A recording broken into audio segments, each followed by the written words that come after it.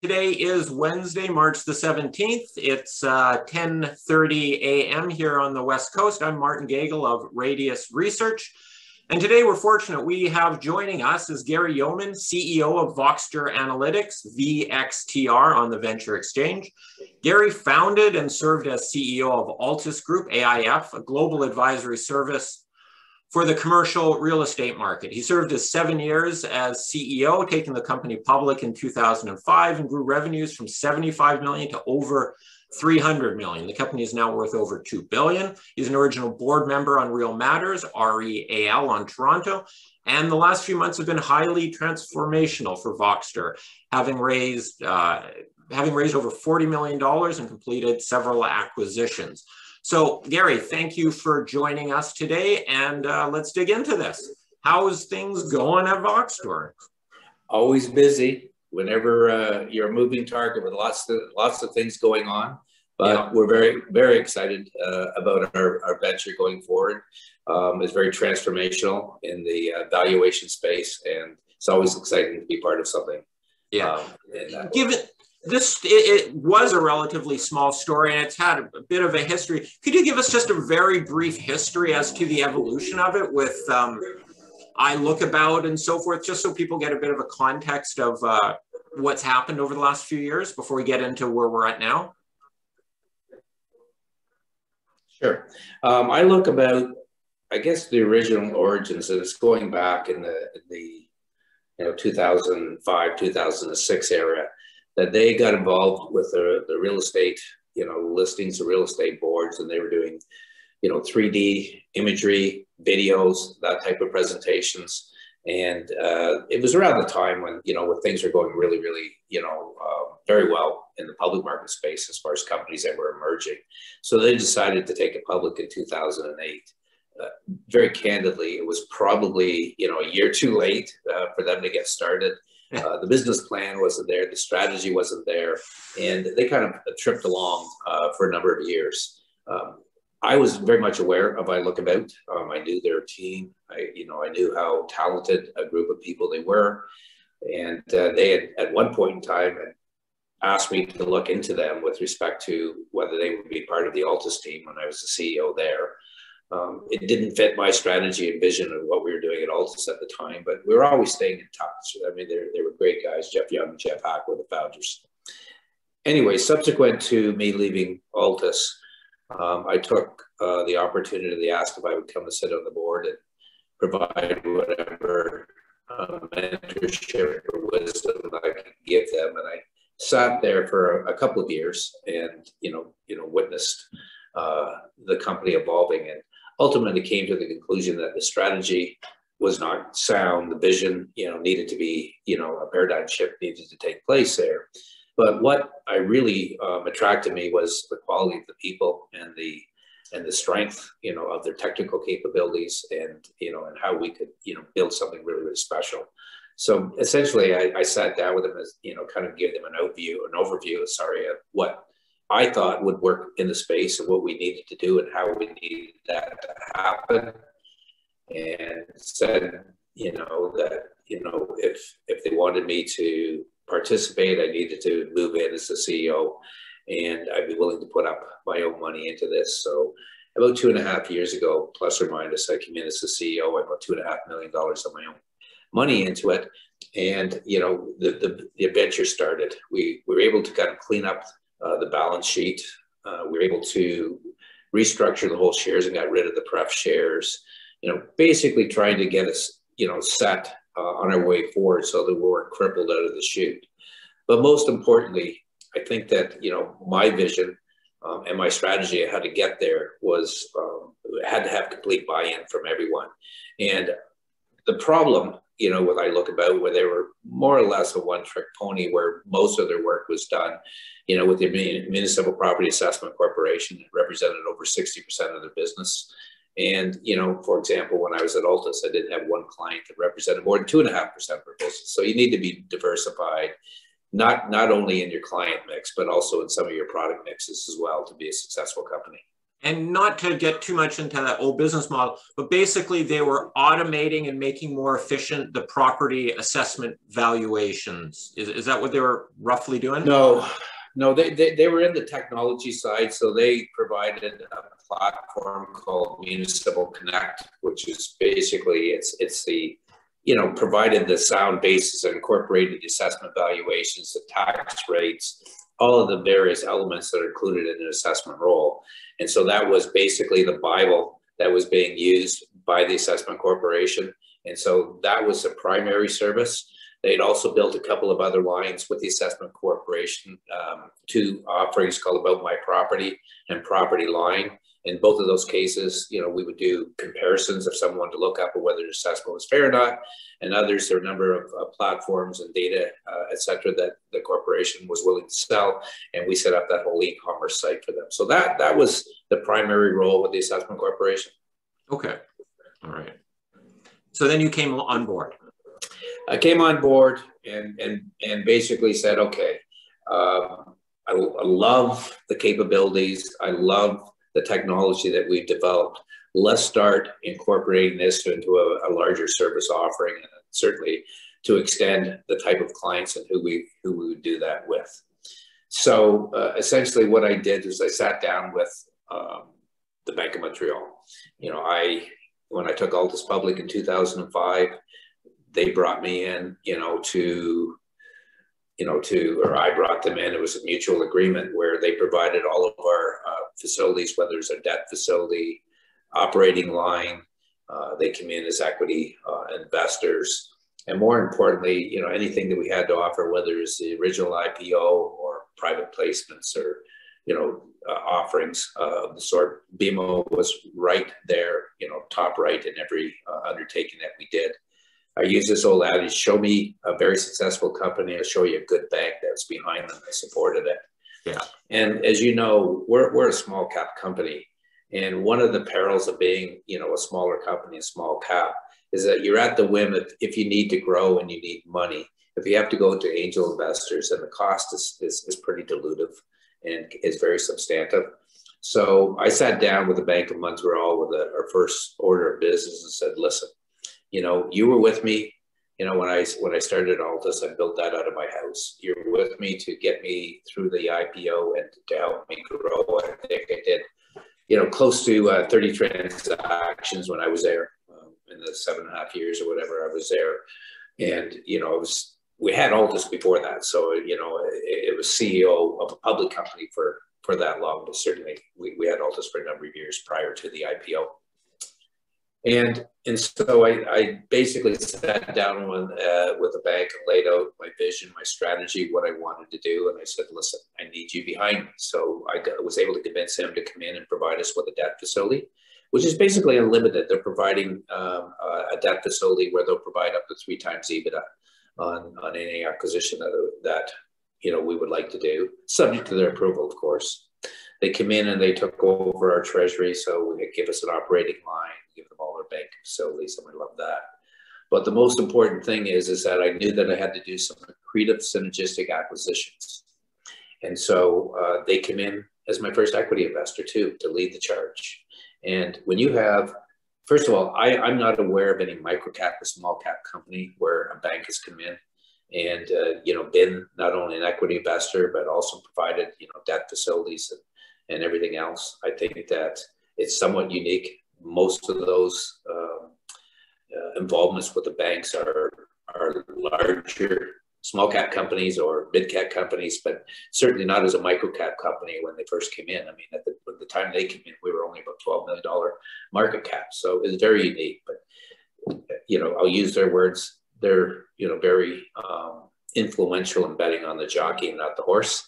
And so I had some, very good success. When I put the investment in, when I was a CEO, I put $10 million investment into Real Matters as well. And Real Matters, as most people right now, an appraisal management company, but they're $1.5 billion company, plus or minus, depending upon the day of the market. But they came in, and I convinced them to come in to Real Matters. They put in equity investment there. They led the IPO. They've been with Real Matters from day one.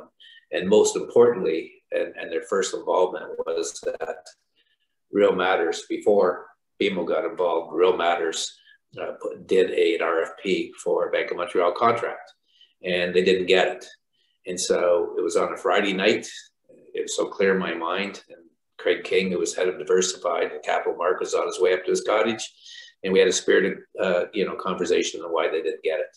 And another individual by the name of Ed Lumley, was, right-hand man to Pierre Trudeau, and brought free trade into Canada. He was the vice chairman of the company, and by Monday morning, Real Matters had a portion of the contract. And by the following Friday, they had the whole contract. And that was a really strong precipice for getting started for Real Matters, because they had a strong bank behind them.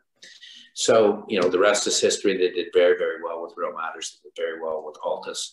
They decided to back the jockey, so they came in with me. And so we raised $8 million. We bought Clarosity just before that, which was a large valuation appraisal management company. It was a company that didn't have any success, from a financial standpoint. They lost a lot of money. They burnt a lot of money, tax loss carry forwards. I saw something in there that we could do something with. They were vulnerable enough that I was able to buy them with just shares, and a convertible debenture. And effectively, my value to that company at the time was that they had 150, client contracts in place. And it's really, really important to get those, because sometimes it takes, 5 years to get in with a Fannie or Freddie or the Bank of America, Wells Fargo. They had them all. And so sorry to interrupt, but I got Clarosity mixed up with iLookAbout. They're the ones doing sort of making more efficient, using technology to do better property assessment. Yeah, they're doing a lot of bifurcated valuations where Real Matters, takes an order from the bank for appraisal. Then they assign it out to a panel of appraisers. The appraisal gets done, it comes back to them. They do a quality control, it goes back to the bank. That process right now takes 14 days and $700. There's just so much going on with the low interest rates. The activity is strong. Real Matters, Clarosity took the position that doing it the old traditional way had to change. To essentially the way it's being delivered right now is that it takes 14 days and $700. They're still taking a clipboard, and a graph paper and a tape and a pen, and they're writing everything up in the field, and they're bringing it back to the office, then they're writing it up, and then they're exporting it to Real Matters on an XML transmission, with a PDF file. I mean, it's archaic. It's not proficient. So, they had to do it a different way. So Real Matters, Clarosity decided to focus on broker price opinions, evaluations, MVPs, which are basically participating with the appraiser, where he didn't actually have to physically walk through the building, inspect the site and do it the old traditional way, that we provide them with a bunch of, information that to allow them to, help, get the valuation of the property. They were ahead of their time, but their time is arriving as we speak right now. And they were also the impetus for me to create what I call an appraisal services platform. Everyone is familiar with the mortgage services platform. It's like the 401 highway. If you're from Canada, it's like the 401 highway, where people, if they have a mortgage, they have to use a platform that deals with mortgage payments, that deals with the tax payments, that deals with insurance. It's an integrated platform that, all of the new mortgages that are coming in are introduced to that platform through a loan operating system and a point of sale. So that is what we call the mortgage services platform. We have built over the last 2.5 years, almost 3 years, an appraisal services platform. That does not exist in North America today. And so it is integral to, find your way going forward. If I was to go to a lender today and said, I can deliver a valuation instead of 14 days and 36 hours, if I can deliver a valuation for $300 versus $700, is that not an attractive point to start? So how do you do that? You need to get away from PDFs you need an XML transfers. You need to create a digitized appraisal platform. So we went out, we digitized every appraisal record in North America. And, by digitization, we're creating JSON files so you can, you got data sets to be able to extract them at any time you want. If you look at the profile of appraisers today, the average age of an appraiser in North America is 62 years old. And if you look at the dichotomy of who the appraisers are, it is like ranging from mom and pop shops of 2 people to typically anywhere from 30, 40, 50 people. And that's large for an appraisal business today. So they typically are not the type of entities that would have superfluous funds with respect to investing in technology. Definitely not digitization, of appraisal records and workflow that you have. So we decided to build this workflow through a digitized process, and we went to the appraisers and said, listen, you need to improve your proficiency. You doing it in the turnaround is 14 days and only able to do appraisal or appraisal half a day is not going to work. So essentially what we do, we'll call it the bronze offering. We'll give them a digitized appraisal platform. We have patented an appraisal Uber app. So when the appraiser's out in the field, and orders come in, we're able to identify new orders that are coming in. And if they're in the vicinity where he's at, we're maximizing the proficiency of the inspections while he's out there and killing, hopefully 4 or 5 birds with 1 stone. And so you're collecting the appraisal leads or the orders for that, and then you sub them out to the appropriate appraisers in your network in the particular regions. So to be clear, the appraisal management companies are giving those leads to the appraisers. The appraisers are basically entrusting us to help organize and administer their workflow. Okay. So we built this platform where we come in, we're able to identify the orders coming in, we're able to maximize the workflow. We've digitized their appraisal record instead of having it, done on by pen and paper and then put on a PDF. They're working with our, we'll call it an appraisal report writer for lack of a definition of what it is. We've used the appraisal Uber app. We handle the administration as far as accepting and making payments for them so they can actually focus on doing what their job to try and improve efficiency. So when we started with that. Sorry. So you work with the appraisers. You're not competing with them. You give them you give them the platform to make their lives better, more efficient, and presumably more profitable, right? Correct. Okay. But the story continues. Yes. All right. So once we've got that and we're starting to make their lives easier and better, then, we have 140 million properties on our database.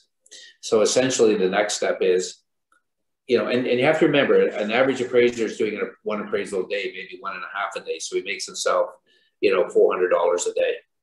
So we said, how would you like, we'll call it a silver platform. We start populating all of the data.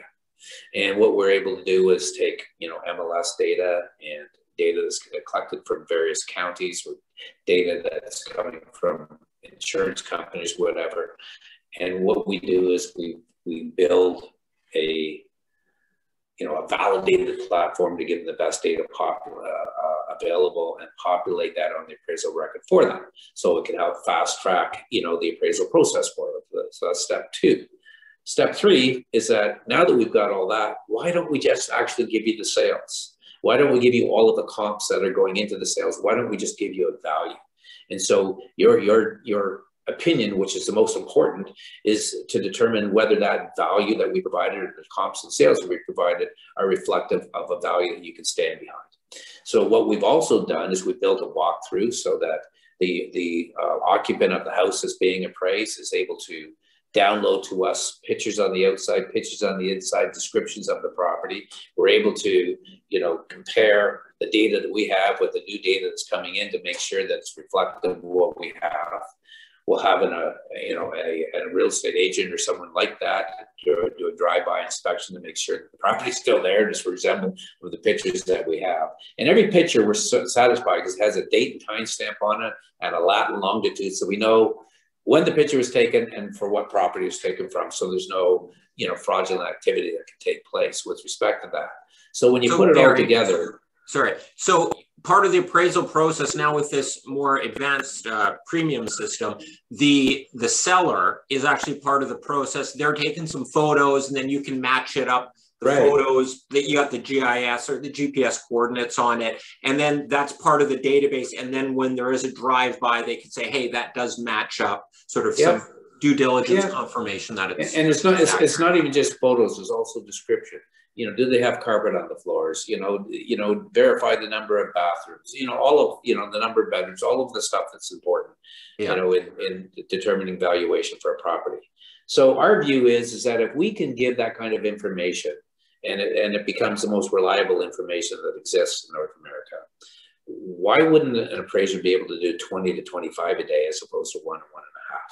Yeah. And why wouldn't it be nicer for the appraiser to make a couple $1,000 a day instead of $500 or $400 a day? Yeah. So, and why, you know, since COVID has taken place, when you can't have inspections, why is it working so well right now instead of going back to the old PDF, you know, call it appraisal 10 form, whatever. It's not what Fannie and Freddie are looking for going forward, in our opinion. We think that they're going to demand digitization of the appraisal records. They're not going to look at the 1004 form that they demanded. They're going to dictate to you as far as what components you need in that report writer.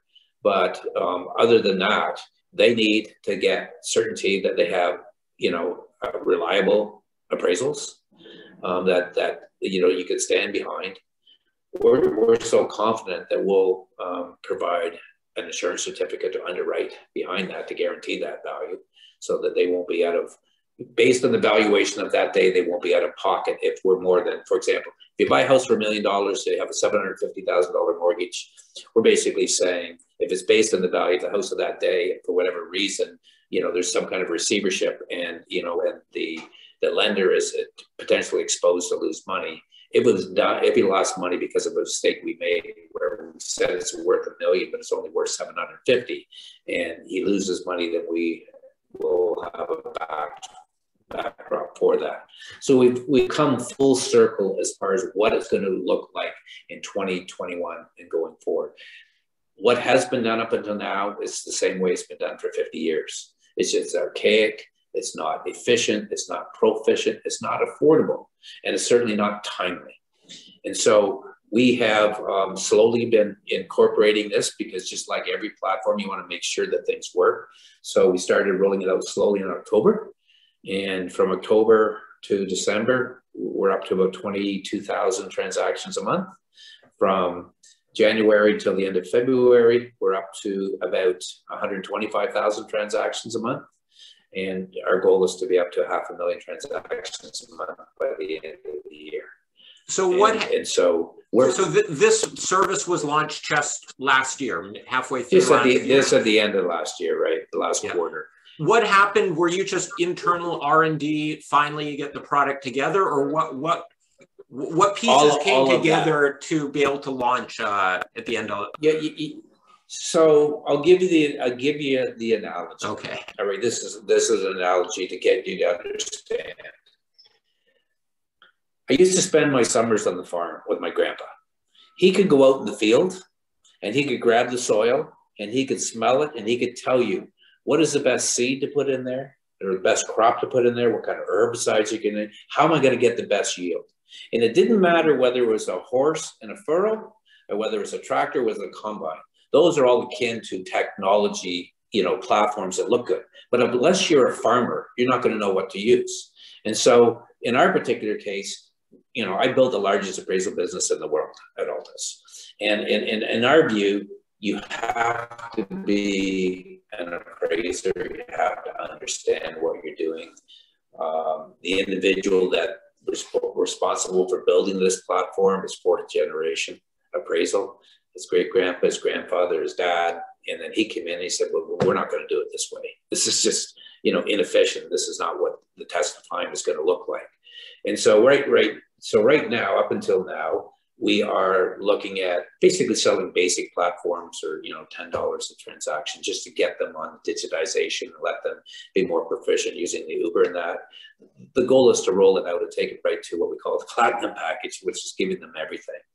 And so when that works, which it will, and we know it's going to be successful, then the next logical step is to go to the appraisal management companies and say, listen, take our platform, white label it, and use this, because doing it the old way is not going to work. It's going to take you 3 years to build a platform, because that's what it took us. And we're farmers, right? We're the appraisers. We know that you can't build something unless you know exactly what everyone needs. And it's not, it's not good enough to take a young person to build a pretty platform and hope that you build it and someone buys it. The best platforms out there today are things that people understand, that provide value. And so that's what we've done with our appraisal services platform.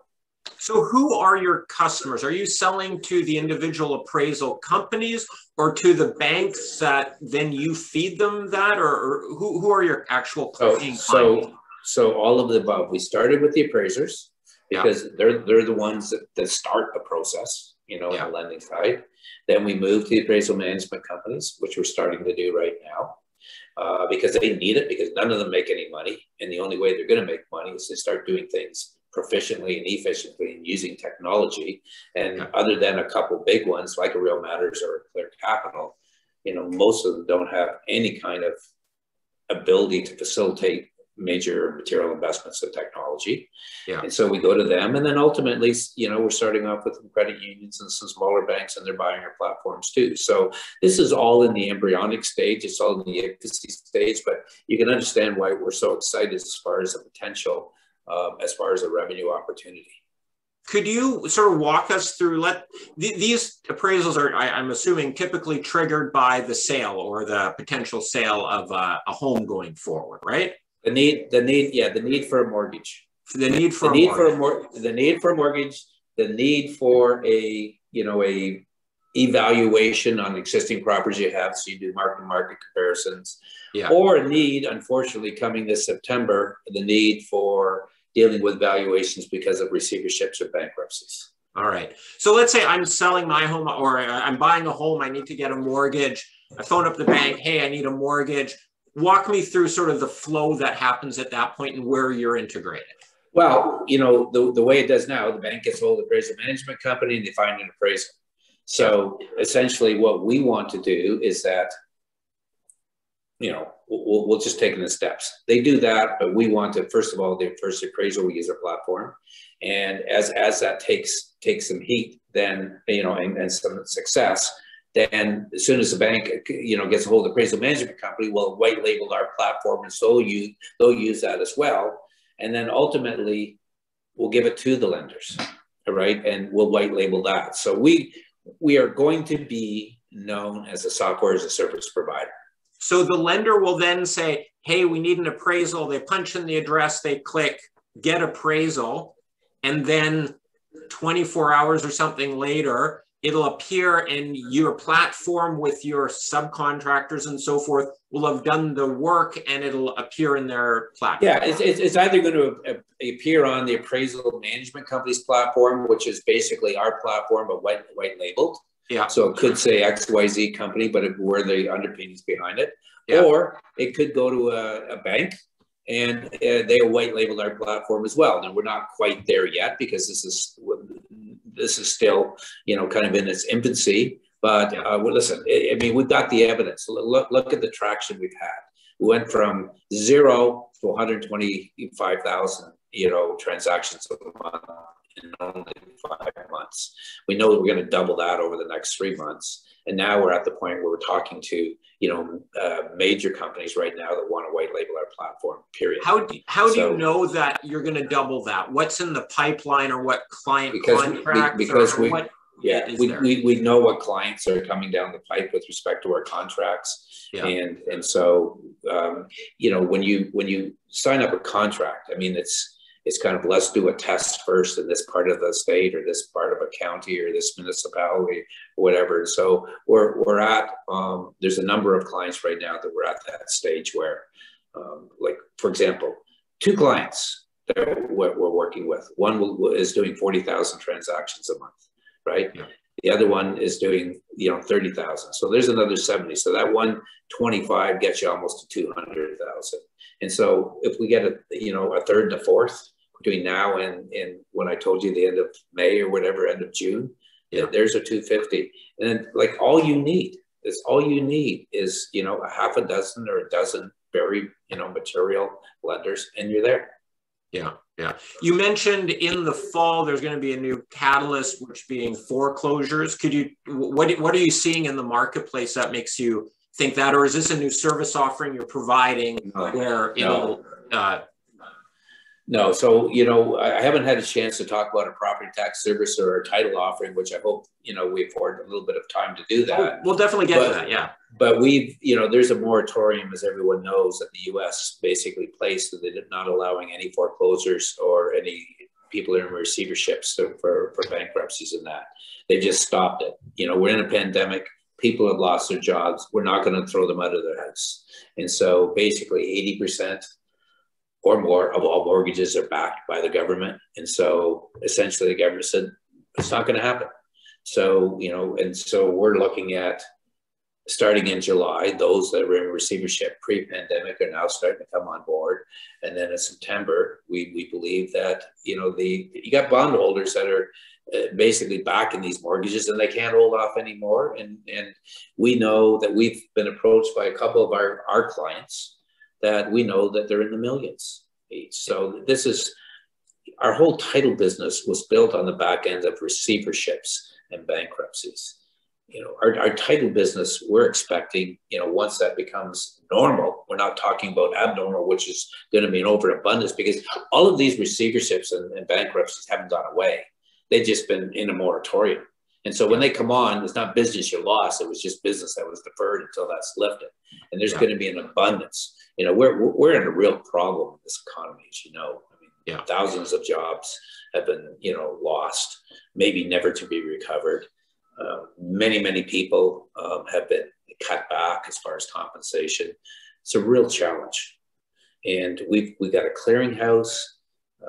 We've got our own call center that's automated. Everything is zeroed in with respect to receivership and bankruptcy. And that's just for our normal course of business.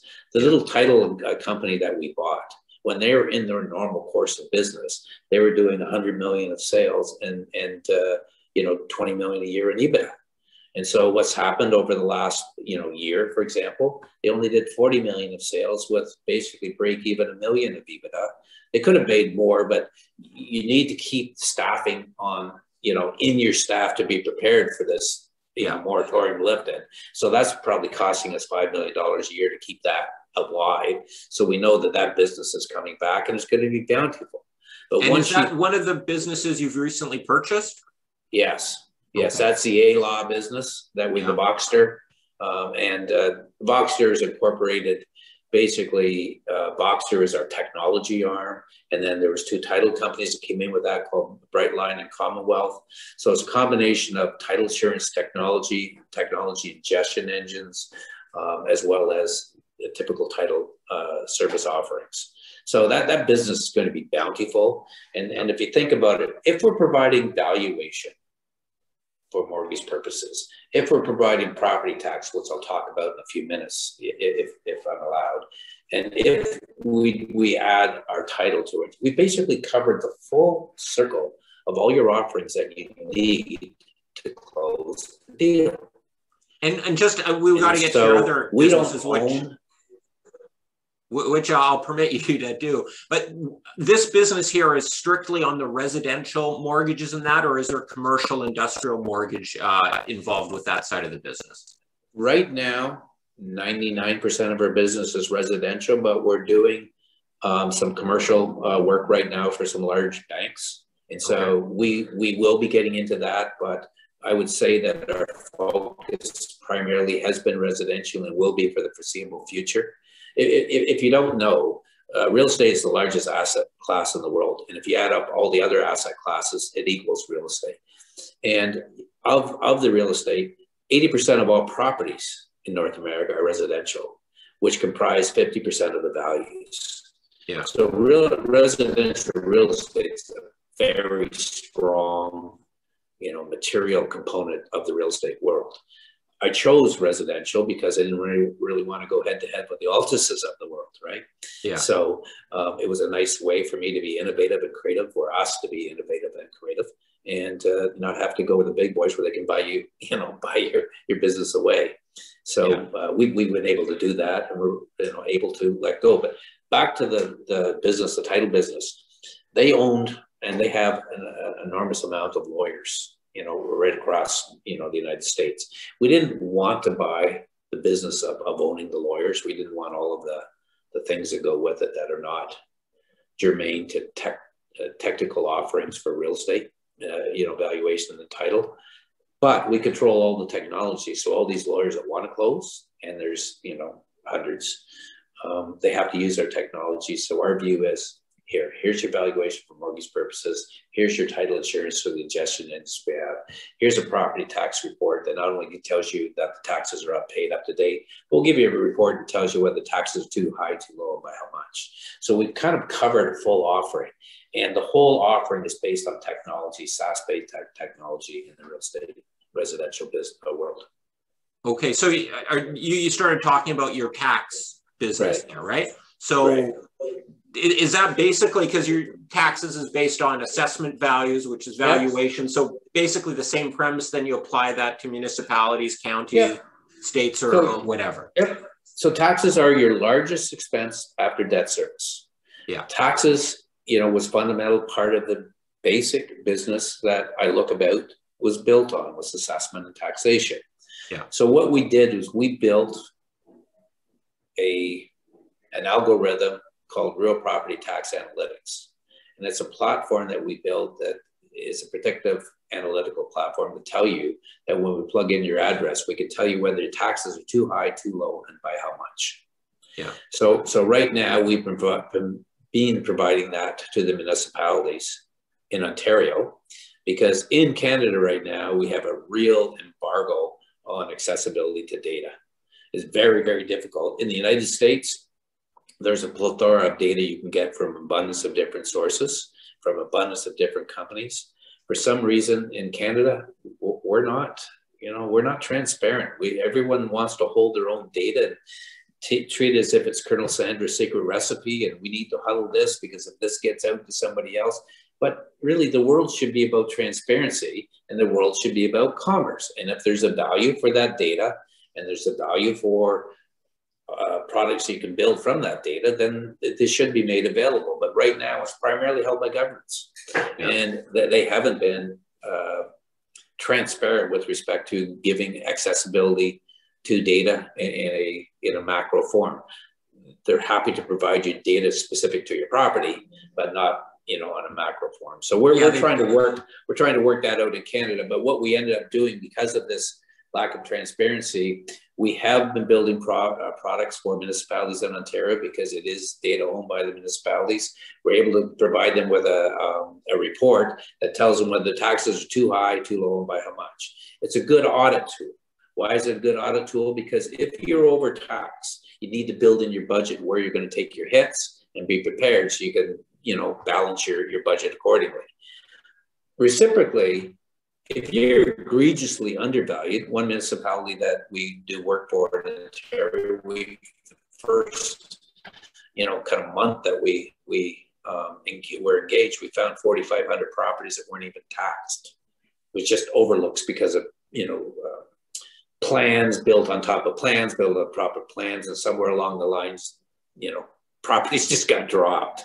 So we're able to point out egregiously undervalued, and to the extent that those assessments can get changed the following year. I mean, quite frankly, Martin, if you're paying $5,000 a year on your property tax, and your house is worth $1 million, and you got a neighbor right beside you that his house is worth $1 million as well, right? Right beside the same house, same value, and he's only paying $2,000. Is that fair to you? No, it's not fair. It's not. It means that for every undervalue, someone else is having to compensate to pay for that undervaluation. So we're not talking about $500 or $1,000. What we're talking about are egregiously undervalued properties that are valued at $50 million. It should be valued at $500 million. When you get when you get large tracts of land where zoning has changes and the assessment authorities are not up to date and taking into consideration that maybe you have a farm assessment on it and you only have $50,000, but it's worth $1 billion and it hasn't been picked up. This is a massive hit to the taxpayers. And so the Ministry of Revenue for the province of Ontario are on record. We need our assessment platform to be fair. To be fair means not just to the municipalities, but also to the ratepayers. Yeah. So what we built was an agnostic platform. It's not built for a municipality or for a private ratepayer. It's built to come up with a result that shows what the proper taxation should be for that property based on on the criteria that's been provided. And it's worked very well. We've been using it for almost 5 years. You'd have to, cut their arms off to take it away from them. And we're now working on a potential opportunity where we'll end up providing that service to all 440 municipalities in the province. So it'll be a great, software as a service and licensing revenue generating tool for us. We'll be able to add on services that complement that to help them get them through to the next steps to get the assessments changed. It's a big deal. It's a big revenue. Conversely, in the US, because we have transparency, we'll be rolling out in 2021 a product called Confirm Your Assessment. And essentially what we'll be doing there is that if you key in your address for the price of a pizza, Domino's pizza, and we'll say in the US, it's a little bit more affordable there than it is here. But for $20, we'll tell you whether your taxes are too high, too low, by how much. Why do you want to know? Like it's your largest expense, right? You price, the cost of gas when you go from station to station, but when you're something you're paying $5,000 a year for, don't you want to know? For sure. If it should be. In the Canadian market, it sounds like you're targeting the municipalities and the regions and so forth. And in the US, it's going to be more of a consumer product, or are they going to be both, playing both sides? So but we're building an agnostic platform. We're not taking preferences. Municipalities want it for an audit tool, an individual ratepayer. Why is it good to both have it? Well, number one, why should you, totally fill the books with assessment appeals because people feel their taxes are too high, but they're doing it, but they don't have any evidence to support, whether it's right or wrong. They just know they don't like to pay that much in tax. We think, in the province of Ontario, for example, we think that they're spending $60 to $70 million a year just to, handle the appeal system. Yeah. And if we can mitigate the number of appeals that are taking place, isn't that benefit both the ratepayer and the government? For sure. Is it going to be a situation in Ontario where you offer both services? There'll be a consumer service and a government service? That's a project that's to be determined. We would like that. We would like to work in conjunction with MPAC because we think it serves everybody. Yeah. And that's what the minister wants. But, at the same time, does the assessment authority want someone to point out where there are, variances in assessment that maybe they don't want us to do? I don't know. You'll have to answer, ask them that question. My view is the more transparent you are, the better it is for everybody. The more savings there are for the ratepayer as well as the municipality. Having incorrect assessments is an expensive transaction to deal with. When you follow through the whole tribunal system, you've got issues that you have to file. Your statement of issues, if you have an appeal, you've got mediation, meetings that'll have to take place, and then you have to actually have a tribunal here if you go through it. When you take a look at all the parties that are involved in that, and the expenses that go with that, the administration that goes with that, if you can mitigate those number of appeals, it benefits everybody. Yeah. So, but in the US, in Canada, you started as your municipalities being your clients. In the US, you're starting with the homeowners as being the clients. Both. Okay. So in the US, you're starting on both sides. Yeah. Okay. Yes. Absolutely. And that will be rolled out in 2021. Okay. Both on the municipal side and the consumers, just the US in general will be rolled out. So please understand, we have a great relationship with all the counties in the US. Our sketching platform that we bought, which is, there's 3,300 counties in the US. We're in 2,200 of the 3,300 counties. We have great relationships with the counties. Yeah. We want to offer them the sketching, the mobile application sketching, which improves the efficiency for the assessors. Like if you go out there and able to on your iPad draw the sketch with your finger and have the measurements shown in the area calculated in front of you, input your data right in front of you and press a button and get your valuation because it's interfaced with a valuation tool, and you can improve your productivity 5 times. And this came through one of your acquisitions at Apex. Okay. Apex, right? And that was completed in October. Yeah. As a case in point, if you look at Apex as a case study, for the previous 5 years to us buying them, they were ranging from $700,000 to $1 million of profit every year. They were doing approximately $3 million in sales. The owners that built the business, I will say that they, using their own words, they became complacent. They didn't have the stomach to go out and put more money into technology and building it. So we were able to buy it. Since we closed it in October, we've already signed $7 million into contracts with another 6 on the table yet to be done in the 5 months. So we've effectively increased that business from $3 million, if we get this contract that's on the table now signed, to $16 million in 5 months. It shows you what synergistic, accretive acquisitions mean. We bought it at 5 times. We bought it at 1.5 times revenue. We are a SaaS-based company. If you take a look at SaaS multiples today, as far as revenue, they're trading at 25 to 30 times, right? This is just what the market is today. Yep, so creating a SaaS environment, which our transition over the next 24 months is, we want to be at least 80% SaaS-based company. We will provide some, conciliatory or basically some other services that spin from the SaaS product that we develop. Yeah. But basically, we want to be a SaaS-based company, and and continue to improve and build on that. So we're offering it in tax, we're offering it in title, and we're offering it in valuation, and that covers the full circumference of owning a piece of real estate. And I guess all of these products, like that sketchy product you bought in October, does that have application on the property assessment? Sure does. It goes all across. So you get leverage on across all lengths of their business was based on property assessment. They're already in the 2,200 counties. Yeah. Guess who wants the sketches? Fannie, Freddie, every major lender. Because that's another piece of evidence for them when they're, determining whether they provide a mortgage or not. Everything that we're doing, in the technology we created has the same amount of relevancy, whether it's valuations for lending purposes or valuations for property tax purposes. Yeah.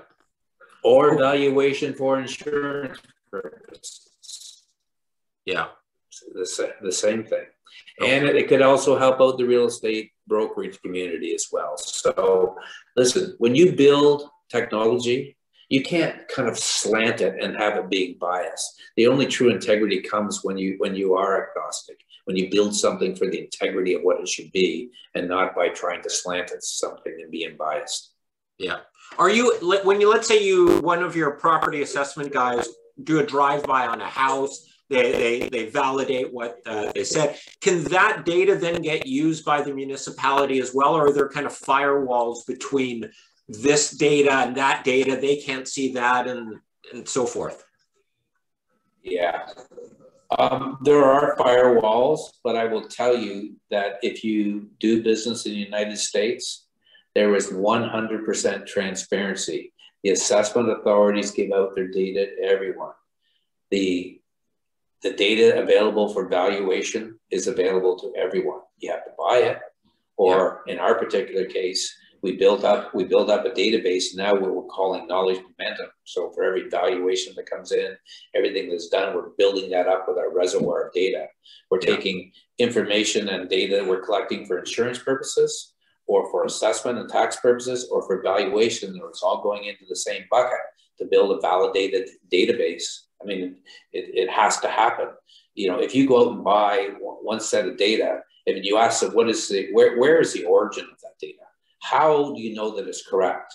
The only way that you can really prove that it's correct is collect it from insurance company, collect it from, you know, an MLS, collect it from an assessment authority, put it together, build some AI tools, and let's do, you know, a check. Let's do a check and determine who is the most, it's called scorecard testing. Who's the most relevant entity for the purposes of what, you know, you're gathering that you can rely on that. So you may have an assessment authority that says they have a you know, a test of 8 out of 10. An MLS, or it's coming from an agent, may only have 6 out of 10, or they could have 10 out of 10, depending upon what type of information you're gathering. Same with insurance companies. Insurance companies have a tremendous amount. And then the last entity that is really, really relevant is the banks. The banks are sitting on enormous amounts of data. So our goal is that as we're doing work for the banks, we're also having access to the data, and we're building that up. So we're not breaching any security. We're just basically what we call data aggregation. And so you don't know where it's coming from. What you do know that if it's coming from 5 different sources and you scorecard it, then you're probably going to get the best validated database, you know, in North America. So if with those validation metrics, if they're all kind of consistent from the different data points, then it's probably fairly accurate. And then you could, if there's some outlier data points in there, that's where you can circle back and say, hey, who's wrong here, and maybe focus a little more attention on that. And the thing is, we also have this. We have areas. So we have historical areas. And so we can actually take our sketch and superimpose it, put it over top of an area. And if one doesn't match, if the area which is taken recently shows that there's been an addition based on the sketch, we has to go out and inspection has to be done. Yeah. So there's a whole bunch. It's an aggregation from a whole bunch of different sources. Like it says, you know, when you're raising your kids, it takes a village to raise your children. It takes a whole bunch of different groups to be able to, you know, satisfy that you got transparency and the integrity of real estate data. Yeah. Well, I don't want to get too much hyperbole here, but as you get more data, your data gets better and you end up being the de facto standard. And I don't want the hyperbole being like a Google of that, like that they've got giant moats around them because nobody has better data for their advertising in the areas that you do. Once whoever, be it you or if there's someone else, becomes the biggest player in that, it's going to be hard for anyone else to enter it because they're never going to get as good a data as the incumbent who's in there. I mean, if someone wants to put the time and the investment and build the technology around it, but you're kind of playing right into my wheelhouse here. What I ultimately want to do is have the best validated database in North America, maybe the only validated database in North America. And I know that there's all kinds of applications and services that are offered out there that have nothing to do with what we do, but they need real estate data to provide that. So essentially what we want to do is not license a validated database. We want to say, here, you want this? You don't have to go out and buy the data. We'll just be like an Amex card and take a 2% clip, on your revenue. So therefore, you don't have a massive capital investment to make to go out and buy data or maintain it through a technology. You use our validated database. We've got a transaction from a commerce standpoint that seems to work well, for the credit card industry. Why wouldn't it apply to real estate data? We're not going to have an embargo on original thoughts. We're not going to be able to, there's all kinds of information with respect to, real estate or real estate agents and different things they want. Maybe that's not in our wheelhouse of what we want to do. But whoever has a need for data, whoever determines that it's relevant for what they do in the commerce, sector that they're in, if they want it, we're happy to be able to participate with it.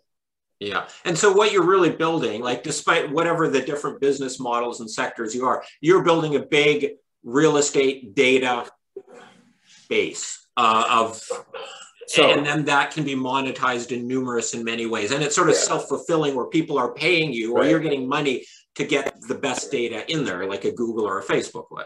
But to be clear, we're going to be a SaaS-based business where business is based on technology. Fueled by data and analytics. All right. The technology has to be there. All right. The technology and the platform has to be there because I can go to sleep at night and make money. Yeah. When you're collecting data and building that up, there's another valuation. If you take a look at Altus and Real Matters, they're data analytics, clearly, correct? Yeah. They're trading at five times revenue on, on their business because they're data analytics. They're trading at 20 to 25 times, in some cases based on EBITDA. But if you look at SaaS-based companies today, the multiples are significantly greater because they really don't have highs and lows, right? If as long as you're changed in the real estate market, you're going to make money. Yeah. And so that's what we want to be. That's what we've chosen to be. Cool. We're getting up close to an hour here. Can we talk about, you've done a lot of acquisitions, you've raised a bunch of dough here. Can we talk about your balance sheet, the cap table, sort of how is that looking right now? Well, we're pretty strong right now. Yeah. I mean, we probably got, with the closing of the financing we did, we probably have $43 million right now in our bank account. Yeah. Obviously, it's not sitting there to collect dust.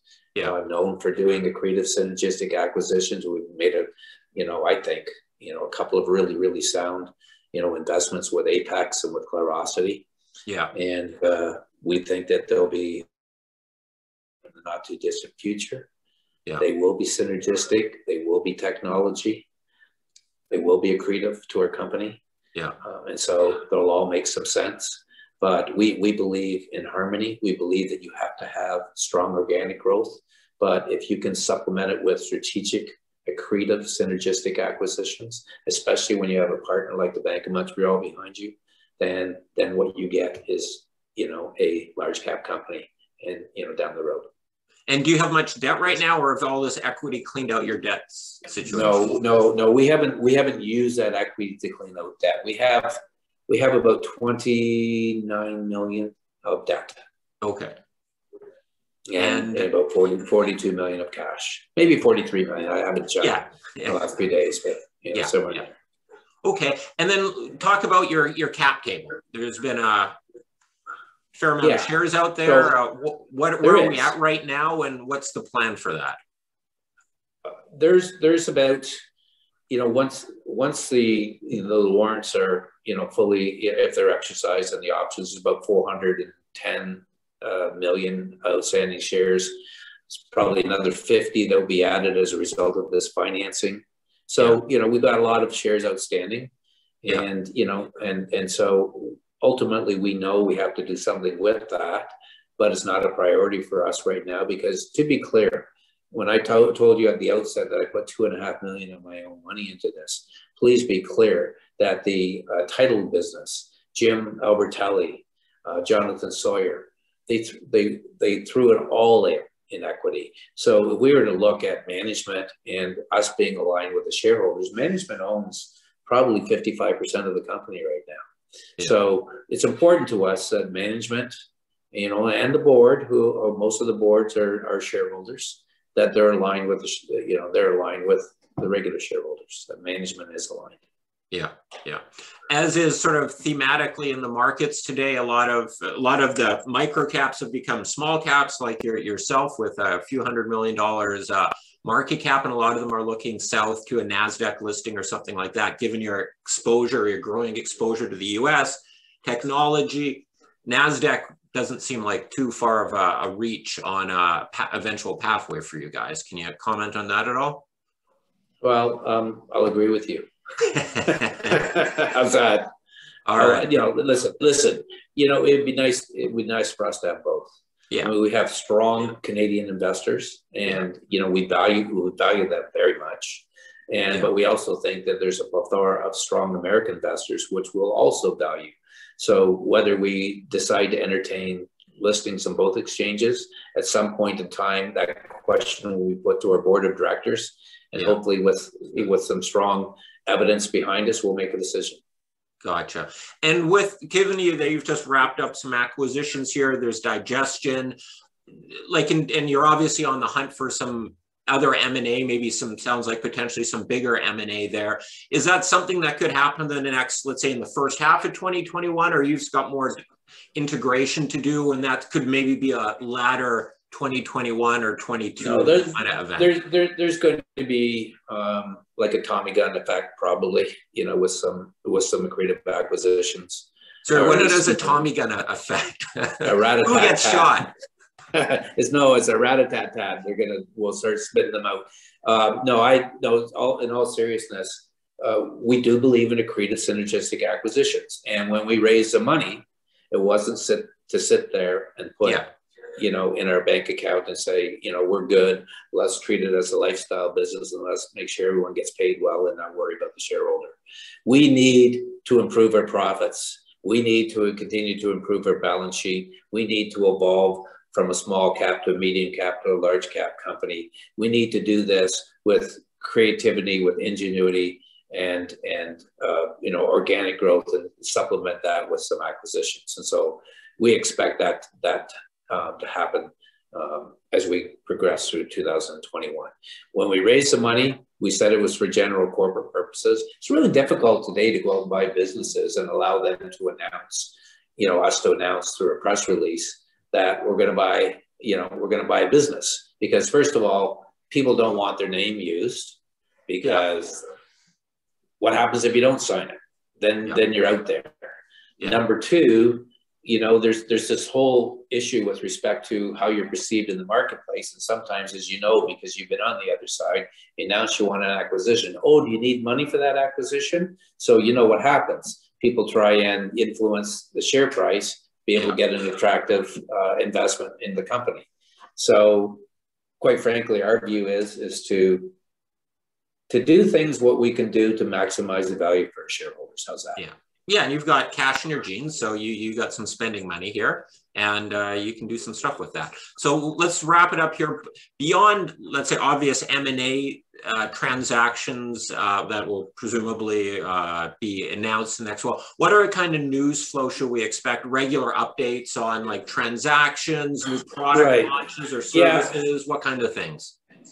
All of that. We would like to be able to announce some of the bigger wins we get, with only with the permission of our clients. Some of our clients stay to lay under the sheets and not be notorious, but we'd like to be able to announce some major wins and some contracts. We'll love to be able to provide releases on new offerings that we're developing and going forward. And you know, that along with the acquisitions, you know, hopefully, you know, as we go forward in time, our profits increase and our revenues increase and our values increase, and we do all of the stuff you're supposed to do to be a good, you know, corporate citizen and a good company for your shareholders. All right. Well, on that, let's wrap it up here. Do you have any final comments or any things that we maybe missed briefly that you want to highlight, or just thank you very much, Gary, for taking time today with us? Yeah, well, you've been very kind and very generous with your time. And I thank you for the opportunity to be able to talk to you and all of your followers.